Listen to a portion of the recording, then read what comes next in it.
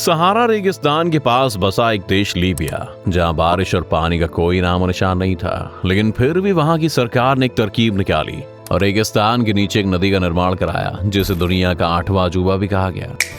500,000 concrete pipes have been made and laid down over the past 2.5 decades. Libya, it's a vast country, 90% desert. Les pipelines surgissent du désert pour aller Onto a tunnel beneath the sand. It carries hundreds of thousands of cubic meters of water.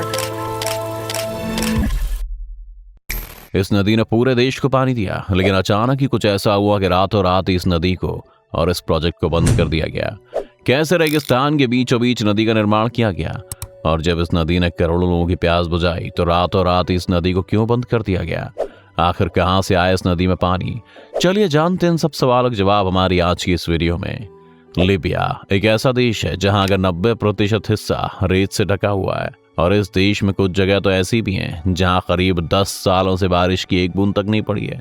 इस देश को satellite से भी देखा जाए तो यहाँ पर हरियाली का नामो निशान नहीं है। यहाँ पानी का कोई सोर्स है ही नहीं, और यहाँ तक कि साफ पानी के लिए एक भी नदी नहीं है।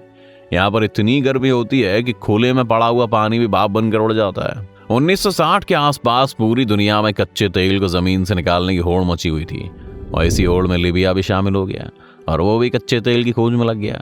कच्चे तेल की तलाश में लीबिया ने बहुत जगह खुदाई भी करवाई। खुदाई में उन्हें कच्चा तेल तो नहीं मिला, लेकिन उससे कहीं ज्यादा कीमती फ्रेश वाटर का एक बड़ा सोर्स जरूर मिल गया। एक ऐसा देश जहां पानी का कोई सोर्स नहीं था, एक ऐसा देश जिसने 10 सालों से बारिश नहीं देखी थी, वहां पर पानी का ऐसा बड़ा सोर्स मिलना किसी चमत्कार से कम नहीं था।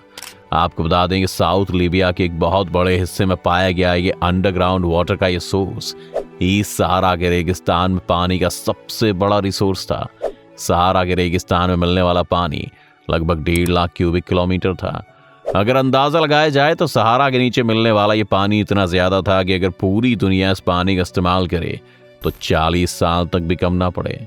एक्सपर्ट्स के मुताबिक ये खोज न्यूबियन सैंडस्टोन एक्विफर सिस्टम का हिस्सा थी, जो जीवाश्म पानी यानी कि फॉसिल वाटर का एक विशाल जलाशय था, जो कि 10,000 से 10 लाख साल पुराना था। ऐसा माना जाता है कि पानी पिछले हिमयुग यानी कि लास्ट आइस एज के अंत से पहले बलुआ पत्थर में चला गया था। अब जहाँ 60 के दशक में लीबिया को पानी का इतना बड़ा सोर्स तो मिल गया, लेकिन इसका क्या किया जाए ये किसी को समझ नहीं आ रहा था।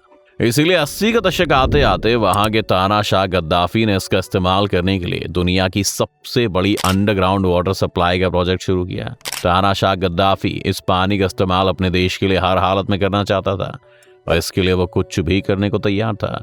गद्दाफी का मानना था कि अगर किसी भी तरह से पानी लीबिया के सारे शहरों में पहुंच जाए तो लीबिया की पानी की मुसीबत पूरी तरह से खत्म हो सकती है। लीबिया से पानी की किल्लत को मिटाने के लिए पानी को पूरे देश में पहुंचाना जरूरी था। ये सब आर्टिफिशियल रिवर बनाकर किया जा सकता था, लेकिन ये सब इतना भी आसान नहीं था, क्योंकि लीबिया में ये पानी साउथ में पाया गया था, जबकि लीबिया में ज्यादातर शहर और जनसंख्या नॉर्थ यानी कि मेडिटेरियन कोस्ट पर पाई जाती है।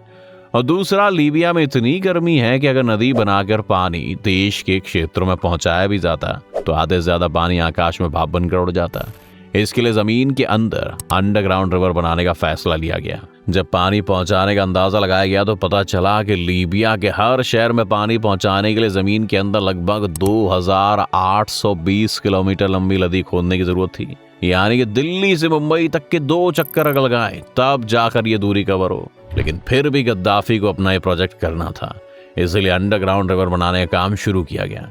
इस काम को करने के लिए बड़े बड़े पाइप की जरूरत थी। इसके लिए ऐसे पाइप चाहिए थे जो कि 13 फीट मोटे हो और जिनका वजन 80 टन हो, और ऐसे लगभग 5 लाख पाइप की जरूरत थी। इतने पाइप बनाने के लिए लीबिया में कई फैक्ट्री लगाई गई जहां पर ये पाइप तैयार किए गए।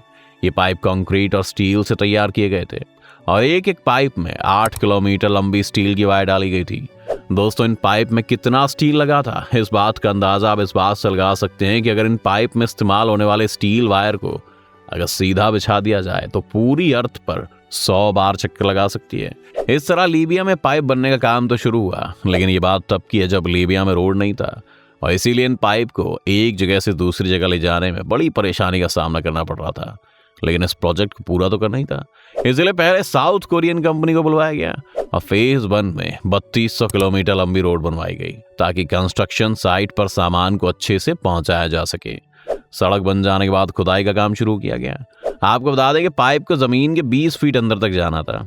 दोस्तों, आपको जानकर हैरानी होगी कि इस पूरे प्रोजेक्ट में करीब 3 अरब क्यूबिक फीट रेत और पत्थर खोदे गए थे। इतना काम पूरा होने में लगभग $5 अरब खर्च किए गए और इस प्रोजेक्ट का फेज 1 था। इसके बाद साल 1989 में इस प्रोजेक्ट का फेज 2 का काम शुरू किया गया।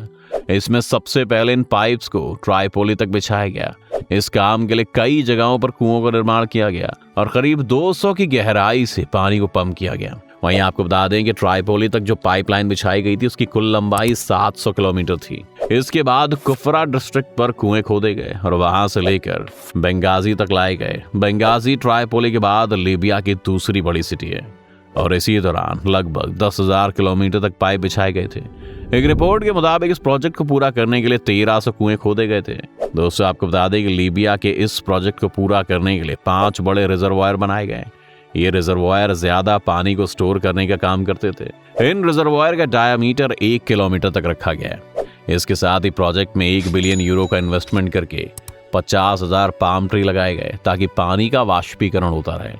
ये प्रोजेक्ट दुनिया का सबसे बड़ा मैन मेड रिवर के साथ साथ दुनिया का सबसे बड़ा इरिगेशन सेंटर भी माना जाता है। इस प्रोजेक्ट की वजह से न सिर्फ लगभग 6.7 मिलियन लोगों को पीने का पानी मिल पाता है, बल्कि इस पानी का 70% हिस्सा इरिगेशन और इंडस्ट्रियल एरिया में भी काम आता है। इस बड़े प्रोजेक्ट की वजह से लीबिया के नॉर्थ और वेस्ट में ग्रीनलैंड में भी काफी बढ़ोतरी हुई। वहीं बात करें इस प्रोजेक्ट के खर्चे की, तो इस पूरे प्रोजेक्ट में लगभग $25 बिलियन का खर्चा आया। ऐसा कहा जाता है कि लीबिया ने इस प्रोजेक्ट को बिना किसी की मदद के पूरा किया था। यहाँ तक कि उसने वर्ल्ड बैंक से कोई लोन तक नहीं लिया। लेकिन प्रोजेक्ट में लगे सभी टेक्नीशियन और इंजीनियर की ट्रेनिंग को लेकर 1990 में यूनेस्को ने लीबिया की मदद जरूर की थी। सभी इंजीनियर्स और टेक्नीशियंस को इस प्रोजेक्ट के लिए हाई क्लास ट्रेनिंग दी गई थी। दोस्तों, अगर हम कहें कि इस मैन मेड रिवर के बनने से लीबिया के एग्रीकल्चर और वहाँ के लोगों को नया जीवन मिला, तो यह गलत नहीं होगा। जो देश कभी सिर्फ अपने आतंकवाद और तंबाकू की खेती के लिए जाना जाता था, वहाँ के लोगों को इस नदी ने एक नई जिंदगी दी थी। वहाँ पर बड़ी मात्रा में गेहूं, सब्जी और फल उगाए जाने लगे। इस नए प्रोजेक्ट से लीबिया में थोड़ी सी शांति आई ही थी कि साल 2011 में लीबिया का पहला सिविल वॉर शुरू हो गया, जिसमें यूरोपीय देशों की हिस्सेदारी की वजह से नाटो ने भी लीबिया पर हमला कर दिया। और ऐसा कहा जाता है कि नाटो के इस हमले में 2 वाटर प्लांट पूरी तरह से बर्बाद हो गए। ये वाटर प्लांट फेज 4 और फेज 5 के लिए काम आने वाले थे। इनके साथ ही देश के तानाशाह गद्दाफी की भी गोली लगने से मौत हो गई और तब प्रोजेक्ट की कंस्ट्रक्शन को रोक दिया गया। इसके बाद 2014 से 2020 तक होने वाली सिविल वॉर के दौरान पूरे प्रोजेक्ट को नजरअंदाज कर दिया गया। अधूरे पड़े वाटर इंफ्रास्ट्रक्चर पर किसी ने ध्यान ही नहीं दिया, जिस कारण प्रोजेक्ट के अंदर बने कई कुएं पूरी तरह से बर्बाद हो गए।